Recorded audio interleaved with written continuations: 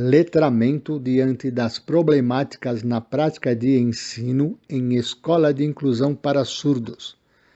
Professor Dr. Elias Paulino da Cunha Júnior, Universidade Federal de São Paulo, Unifesp.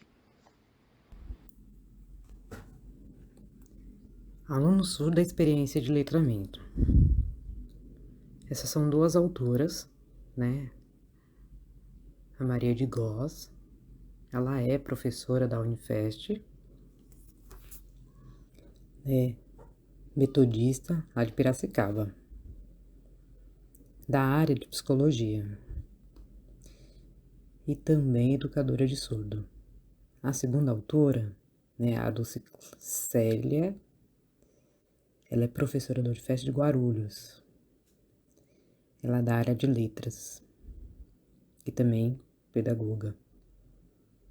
E fizeram análise, pesquisas, né, focadas na educação especial e na inclusão. E é bom saber, né, essas pesquisas, essas autoras, saber a discussão, né, o foco nessas áreas, dá pra gente ter mais segurança, e é bem importante, interessante.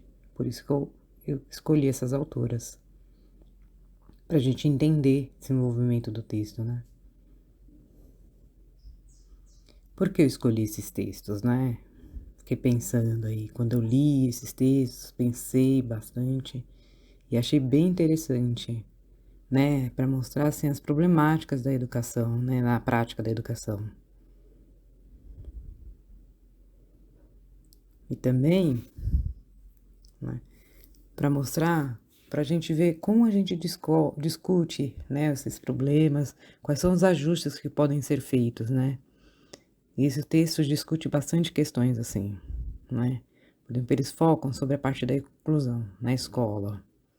Tem 2 ambientes, né, a inclusão no interior de São Paulo, né, e outra ali em Guarulhos.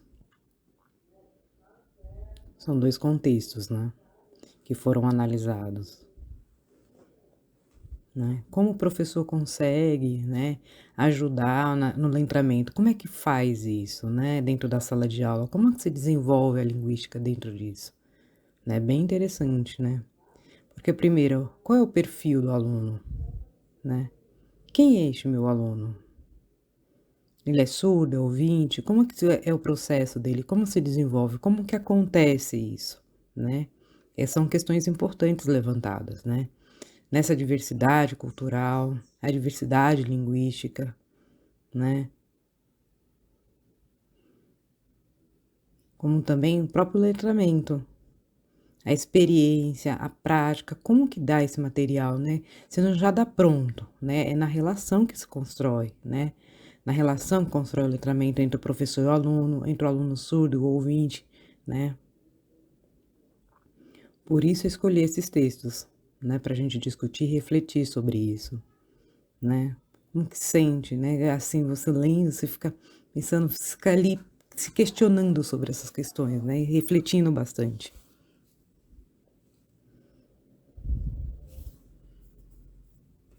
E aqui, nesse contexto, né, é um exemplo no interior de São Paulo, né? O que que acontece? Né, são alunos de primeira série, né, de diversas culturas ali, né, que tem no contexto da inclusão. E o que que a gente percebe, né, que o professor ele faz um trabalho, né, ali em prática, como é que ele acontece esse professor? Quais são os problemas, né? Vem bem bastante na comunicação, aparece, né? São alunos surdos e ouvintes juntos. E dentro da inclusão, como é que acontece, né? Ou é uma integração? Como é que é isso? Como é que o letramento consegue acontecer de verdade, né? O texto traz essa problemática, né? A comunicação aparece, o professor e a comunicação. Como é que tá a prática dele ensinar? Como é? Será que é padronizada com todos? Né? Na diversidade, como é que acontece, né? Na hora da prática? Né? Qual é a relação da prática de o letramento, o texto, a leitura, o entendimento, como é que visualmente, como é que isso acontece? Quais são as falhas que acontecem, né? Não tá claro até mesmo para os alunos, né. Por exemplo, todos ali sentados em fileira, aí tem um aluno ali na frente. Aí o professor dá atividade para ele, mas esse tem uma atividade diferente de todos do grupo. Como é que acontece isso, né? Ele recebe uma atividade depois? Como é que ele fica depois do grupo, né? Por exemplo, tem uma atividade distribuída, dada a todos, para todos os alunos. Eles entendem, conseguem fazer, ó, vão avançando, vão à frente. E o surdo fica de fora? Ele fica para depois? Qual é o processo? Demora mais? É por falta de capacidade? Não, às vezes é a comunicação, falta compreensão, falta clareza, falta entender o conteúdo que está ali, né? Estes são alguns problemas que surgem, né? É estrutural, né? Não é questão de interpretação. Então, o texto foi analisando, né, essas questões. Porque eles ainda estão no primeiro ano. Ainda não estão desenvolvidos, né, para tudo isso. Não estão completos, não estão prontos, né? São estratégias. Mas é interessante, né? Porque aí tem alguns alunos, né? Vão tentando ter mais contato com o professor, mais ali tentando fazer a comunicação, mas não é igual para todos, né? Falta mais abertura para isso, né? A própria reflexão, para os alunos se sentirem mais seguros, senão eles vão ficar sempre dependentes. E a dependência, isso é um problema sério, né? O letramento, como é que vai ser alcançado para todos, né? Esse ambiente para leitura, escrita, para compreensão. Dessa pesquisa vai mostrando que esse desenvolvimento ainda está difícil, né? Não está claro. Tem vários problemas aí se desdobrando. É interessante que a autora vem trazendo essas questões do letramento, né? Que tem várias estratégias que o professor tem que pensar para dar as atividades para os alunos, né? Nessa diversidade linguística, cultural. E essa pesquisa, né, interior de São Paulo, a gente percebe o que, né? Vai observando que é sempre, né, vai escrita na lousa. E aí tem que copiar o modelo. É sempre escrito e tem que copiar. Sempre pela cópia. Pode falar. Mas é a prática, né, do trabalho. A pesquisa vai mostrando que às vezes o professor tem outras formas, né, tem que se abrir para outras estratégias, outros jeitos de ensinar, né, outras formas de fazer, não ficar sempre na mesma.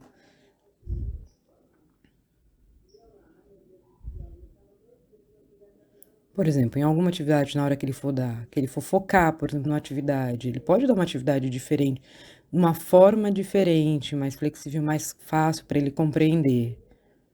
Mas não pode estar no mesmo nível, não precisa estar aquém dos meninos, dos surdos, né? Pode dar atividade para ele poder se desenvolver. Não precisa ter conteúdo sempre básico, né? Sempre básicozinho ali, muito baixo.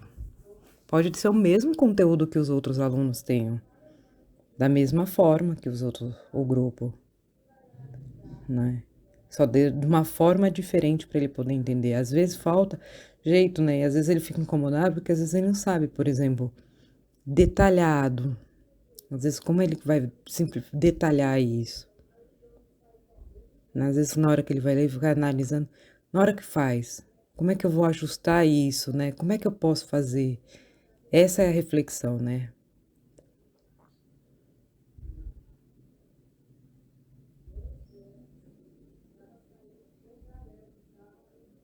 Esse aqui é outro.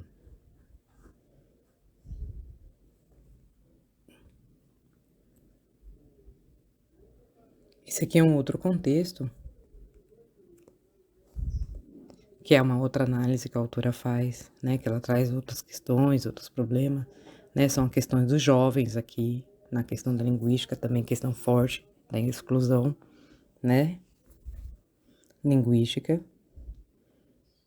Por exemplo, o professor, né? E os alunos sempre mostram assim, sempre o mesmo problema, né? Está sempre no mesmo padrão, no mesmo jeito, o conteúdo da mesma forma. Não tem outros caminhos, sabe? Outras estratégias. Eu fico pensando, né, olha, eu pensei assim, diante dessa realidade, né, considerando o processo de letramento, multimodalidade em sala de aula, como é que faz? E essa autora vai mostrando, né, a comunicação, seja em texto, como é a relação na inclusão, e eu fiquei pensando isso. Como é que acontece? Entenderam? Sabe, na hora que coloca na escola, vai perto de casa, aí que não tem uma orientação correta. É um problema sério isso, né? O que que acontece? Por exemplo, tem a apostila, tem um livro lá, o aluno chega aí na escola, aí o professor não tem uma relação com o professor, né? Ele volta para casa, e aí? Ele vai abandonar a escola, ou ele vai trancar ali o estudo, né? Porque aquilo vai parecer um estudo como um trauma, né? Não vai parecer, para que estudar, né? Não vai dar motivação.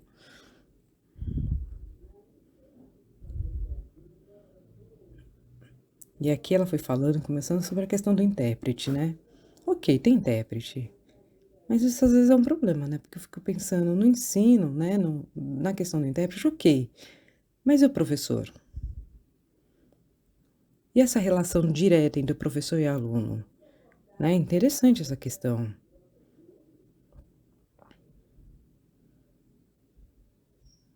Isso falou ali, um problema de detalhar, de aprofundar a questão, né? Mas aqui vem perguntando, olha a pergunta que está ali colocada, a realidade, né? De pensar, desde antes quando era pequeno, quando era jovem, o que que mudou? O que que mudou desde antes, né? O que que tem de novo agora? Parece que a gente está sempre fazendo as mesmas coisas, né? A prática continua da mesma forma, né? Fico preocupado se a nossa prática, será que continua da mesma forma? Se a gente tem possibilidade, né, de achar novas estratégias, mexer com conteúdo, né, dentro da sala de aula, né? É possível. Por exemplo, eu fico pensando, não ficar só pensando em treinamento, só no aluno, é em tudo, né? Todos.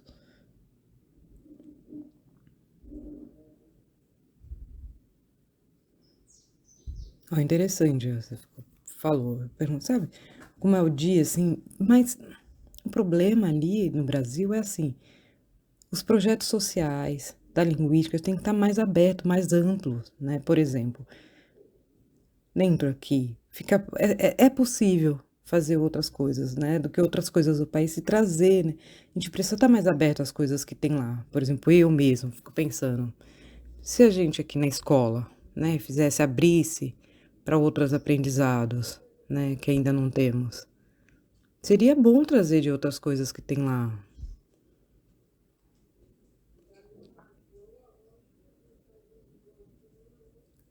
Não de língua, né? Ó, não é só língua. Não é língua. O problema é o que falta. Projetos sociais estarem abertos, mais amplos.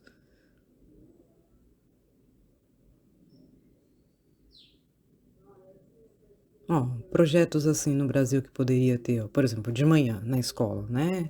Faz as disciplinas normais que tem, e à tarde tivesse diversas línguas, como espanhol, sinais, inglês, por exemplo. Eu fico pensando, né? Se pudesse criar aqui no projeto, eu fico imaginando, eu, assim, imagino, na escola aqui no Brasil.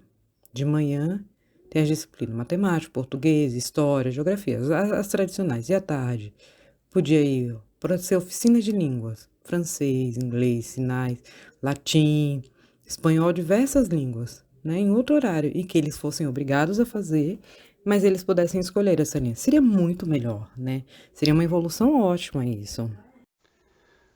Para se compreender a formação estudantil dos surdos, o professor deve aprofundar seu olhar sobre o contexto educativo por onde todos perpassam. Assim, analisá-lo criticamente de modo a questionar sobre os problemas que envolvem a tomada de decisão para sua prática de ensino. Portanto, Se não houver aplicabilidade do letramento enquanto respostas às questões sociais para além do ensino de alfabetização e não articulado com os valores para outra interpretação de mundo em percepções culturais, significa a não aceitação de outras estratégias que possibilitem expansão da formação para ensino-aprendizagem dos surdos. Autor Elias Paulino da Cunha Júnior.